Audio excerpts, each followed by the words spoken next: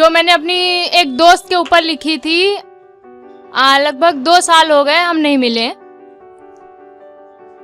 दुनिया की सबसे बोरिंग चीज मेरे लिए किसी बोरिंग टॉपर के साथ बैठ के कॉलेज की क्लासेस करना था।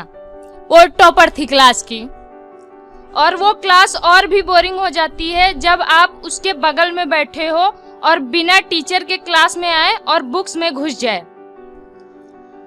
बस एक बात मन में चलती है, आज किसका मुंह देखा था जो इसके साथ बैठना पड़ा। खैर ये बात तो मेरे मन की थी, लेकिन जो वहां हुआ मेरे लिए पेट पकड़ के हंसने जैसा हुआ था। सोनल एक हमारी कॉमन क्लासमेट थी, फ्रेंड तो नहीं कहूंगी क्योंकि ऐसे लोगों को मैं फ्रेंड नहीं बनाती जो पीठ पीछे किसी का मजाक उड़ाए। टॉपर जिसका नाम प्रिया था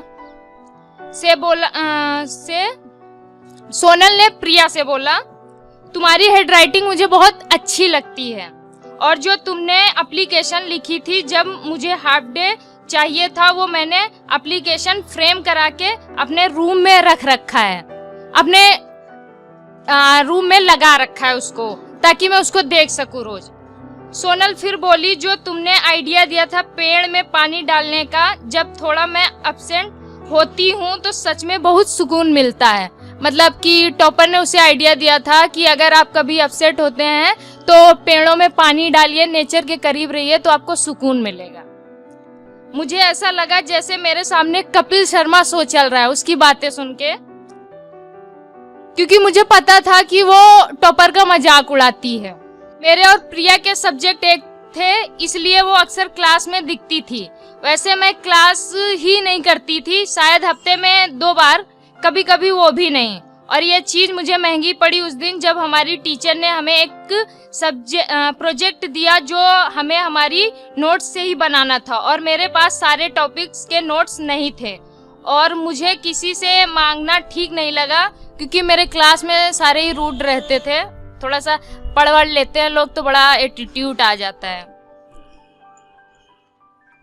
तो टॉपर जो थी सबकी हेल्प करती थी, तो मैंने सोचा उससे मैं भी हेल्प ले लेती हूँ। तो मैंने टॉपर से हेल्प मांगी, उन्होंने मेरी हेल्प भी की।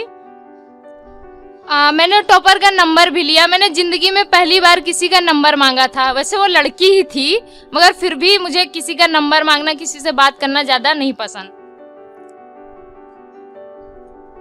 और मैं घर जाके बात सोच रही थी कि मैंने सच में आज किसी का नंबर लिया है। एक दिन टॉपर का कॉल आया, मैं उससे काफी देर तक बात करी। मैं सोच रही थी हमारी टॉपर उतनी भी बोरिंग नहीं है जितना हम सब समझते हैं। उसने मुझसे काफी देर तक बातें की, लगभग 30 मिनट, और उन 30 मिनट में हमने शायद पढ़ाई से रिलेटेड कोई बात की होगी। हम एक दूसरे की लाइक डिसलाइक के बारे में बात कर रहे थे। वैसे तो कॉलेज में जब भी मैंने उसे देखा, कभी वो बुक्स में होती थी तो बुक्स कभी उसमें होती थी। खैर बात यहीं खत्म हो जाती अगर उसकी गलती से कॉल ना आया होता मेरे पास। उस टाइम कॉलेज बंद चल रहे थे।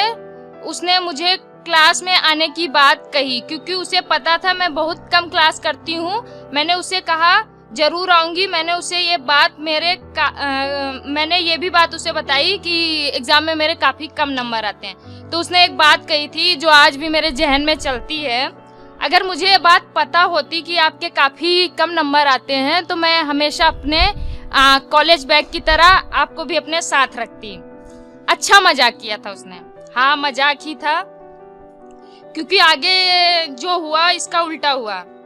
हम अच्छे दोस्त बने धीरे धीरे, और एक दिन जब मैं कॉलेज गई तो वो नहीं दिखी। थोड़ा अजीब लगा क्योंकि वो रोज कॉलेज आती थी। कई दिन हो गए कॉलेज नहीं आई, और 10-11 दिन बाद हमारी टीचर ने हमें बताया प्रिया कॉलेज से ट्रांसफर ले चुकी है। उनके पापा का ट्रांसफर हो गया है। इस बात को करीब 2 साल हो चुके हैं। मैं हर रोज पेड़ों में पानी डालती हूँ। सुकून तो मिल गया, मगर उसकी याद बहुत आती है। और उसके लिए जो उसने मेरे लिए नोट्स लिखे थे, मैंने उनको काफी संभाल के रख रखा है, और मैं अक्सर उन्हें पढ़ा करती हूँ। मगर उसका मजाक अच्छा था। अगर मुझे पता होता आपके कम नंबर आते हैं तो मैं हमेशा आपको अपने बैग की तरह साथ रखती। Thank you.